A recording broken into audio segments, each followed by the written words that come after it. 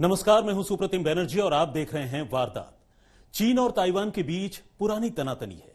चीन ताइवान को अपना हिस्सा मानता है और ताइवान खुद को आजाद। लेकिन अब अमेरिका की स्पीकर नैन्सी पेलोसी के ताइवान दौरे ने चीन को भयानक गुस्से से भर दिया है। तमतमाए चीन ने ताइवान को चारों ओर से घेर कर 4 दिनों के टारगेटेड मिलिट्री ड्रिल यानी सैनिक युद्धाभ्यास की बात कही है।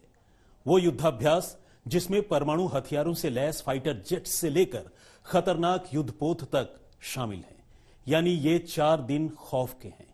खौफ इस बात का कि कहीं ये मिलिट्री ड्रिल एक और नई जंग की शुरुआत न कर दे।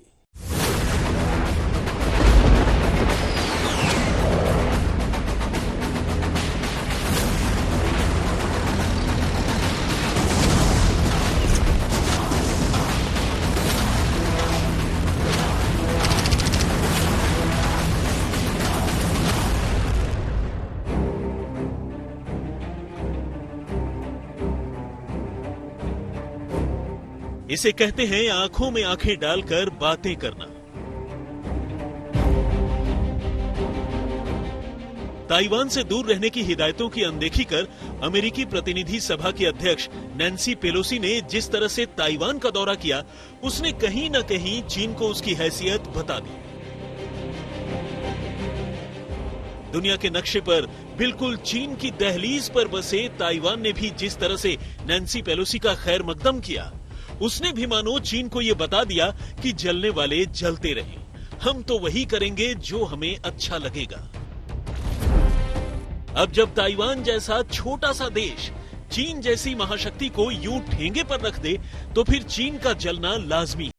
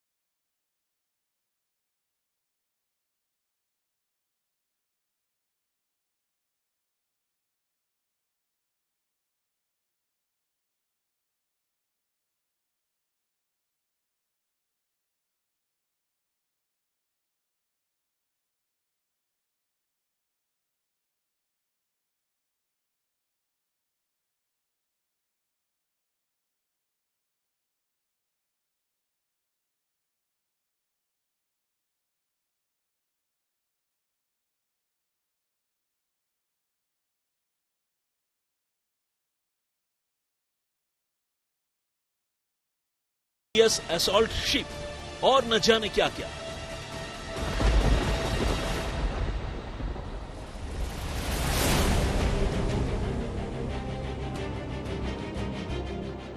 ये कुछ नाम हैं जो अमेरिका को आंखें दिखाने के लिए चीन ताइवान के इर्द गिर्द तैनात कर रहा है। समंदर से लेकर आसमान तक ताइवान हर तरफ से मौत के सामान से घिर चुका है।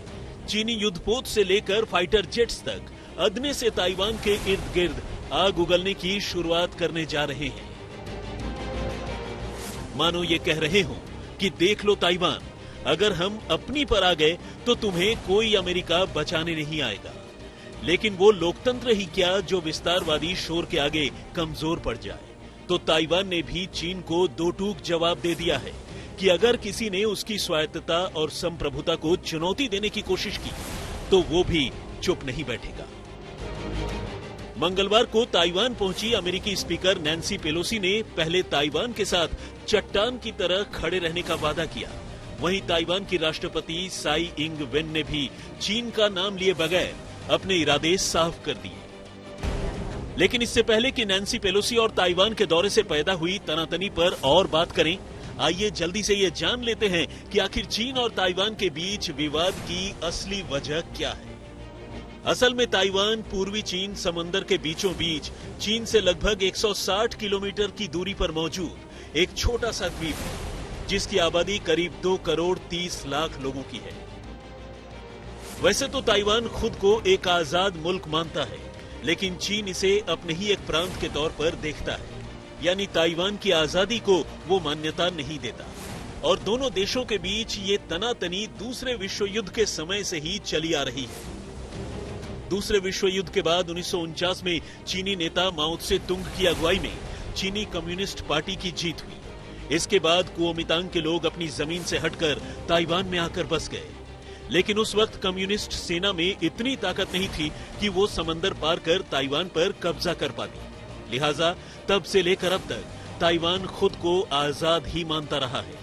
हालांकि 1992 में चीनी कम्युनिस्ट पार्टी और ताइवान की कुओमितांग पार्टी के बीच एक समझौता भी हुआ था। इस समझौते के मुताबिक दोनों पक्ष के लोग ताइवान को चीन का हिस्सा मानने के लिए राजी हो गए। लेकिन कुओमितांग की विपक्षी डेमोक्रेटिक प्रोग्रेसिव ने इस समझौते को कभी माना ही नहीं। जबकि इस स्टैंड के उलट चीन के मौजूदा राष्ट्रपति शी जिनपिंग हर हाल में ताइवान को अपने साथ मिलाना चाहते हैं, जिसका ताइवान फिलहाल विरोध कर रहा है। अब सवाल यह है कि आखिर चीन और ताइवान के इस झगड़े में अमेरिका का क्या काम है? तो मोटे तौर पर समझें तो ताइवान के साथ अमेरिका का हित जुड़ा हुआ है। अमेरिका ताइवान को हथियार बेचता है, साथ ही ताइवान के साथ रहने से उसे चीन के इर्द गिर्द अपने पैर पसारने की एक जगह भी मिल जाती है, जिससे वो चीन पर नकेल कस सकता है। जबकि चीन इसे अपने अंदरूनी मामलों में अमेरिकी दखल के तौर पर देखता है और यहीं से दोनों देशों के बीच तनातनी की शुरुआत होती है। कुछ इसी तनातनी के चलते चीन लगातार अमेरिका को ताइवान से दूर रहने की हिदायत देता आ रहा है। लेकिन हाल ही में अमेरिका ने यह साफ कर दिया कि वो न सिर्फ मुश्किल में पड़ने पर ताइवान की मदद करेगा, बल्कि जंग के हालात में उसे फौजी मदद भी देगा, उसके साथ अपने रिश्ते भी बरकरार रखेगा। और तो और अमेरिका में राष्ट्रपति और उपराष्ट्रपति के बाद नंबर 3 स्तर की नेता नैन्सी पेलोसी ने भी इसी तनातनी के बीच ताइवान का दौरा करके चीन के गुस्से को मानो और भड़का दिया। लेकिन जब तक ये दौरा नहीं हुआ था तब तक इसे लेकर कयासबाजी ही चल रही थी।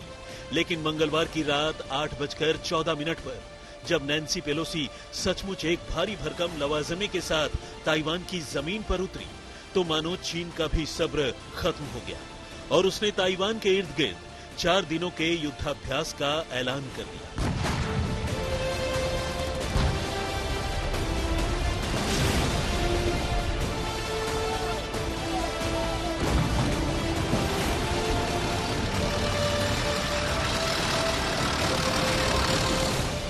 फिलहाल तो चीन ने इसे मिलिट्री ड्रिल का ही नाम दिया है, लेकिन जानकारों की माने तो ये उसकी ताइवान के साथ साथ अमेरिका को भी खुली चुनौती है कि अगर अमेरिका ने ताइवान को एक आजाद मुल्क के तौर पर मान्यता देना और उससे सीधा संपर्क साधना बंद नहीं किया तो हालात जंग के भी बन सकते हैं।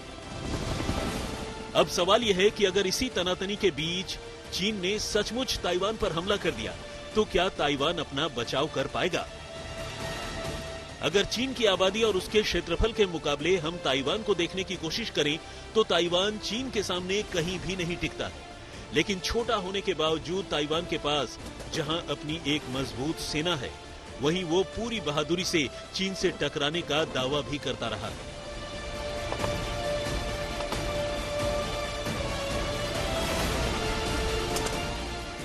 ताइवान का कुल क्षेत्रफल 35,980 वर्ग किलोमीटर है, जबकि चीन का 95,62,910 किलोमीटर, यानी चीन ताइवान से करीब 2659 गुना बड़ा है। अगर आबादी की बात करें तो भी ताइवान चीन के सामने कहीं नहीं टिकता है। चीन की आबादी करीब 141 करोड़ 23 लाख के आसपास है, जबकि ताइवान की 2 करोड़ 30 लाख के आसपास। ऐसे में ये कहा जा सकता है कि चीन की आबादी ताइवान से करीब 599 गुना ज्यादा है। लेकिन ये भी एक सच्चाई है कि जंग सिर्फ आबादी और इलाके से नहीं जीती जाती। इसके लिए हथियारों के साथ साथ हौसलों की भी दरकार होती है। ताइवान के चारों तरफ किसी भी देश की सीमा नहीं है, क्योंकि वो एक समुद्री द्वीप है, जबकि चीन के चारों तरफ कई देश हैं। इसलिए वो अपनी सेनाओं को सीमा के हर तरफ से हटाकर ताइवान के खिलाफ तैनात नहीं कर सकता। यानी उसके पास भले ही सैन्य बल और हथियार ज्यादा हों, लेकिन उसकी कुछ मजबूरियां भी हैं। दूसरी ओर ताइवान को अमेरिका जैसे देश का समर्थन हासिल है। ऐसे में उससे पंगा लेना चीन के लिए भी इतना आसान नहीं है। चीन की मिलिट्री में फिलहाल 20 लाख एक्टिव सैनिक हैं, जबकि ताइवान की सेना में 1,70,000 एक्टिव सैनिक। चीन के पास 5,10,000 रिजर्व और ताइवान के पास 15 लाख रिजर्व फोर्स है, यानी ताइवान की रिजर्व सेना ज्यादा है। रैंकिंग के हिसाब से देखें तो ताइवान रिजर्व सेना के मामले में दुनिया में नंबर 1 पर है, जबकि चीन 6ठे नंबर पर। ऐसे में अगर ताइवान चीन के साथ गुरिल्ला वार वाली नीति अपनाता है और यूक्रेन की तरह हौसला दिखाता है, तो वो भी चीन को कड़ी टक्कर दे सकता है। आज तक ब्यूरो।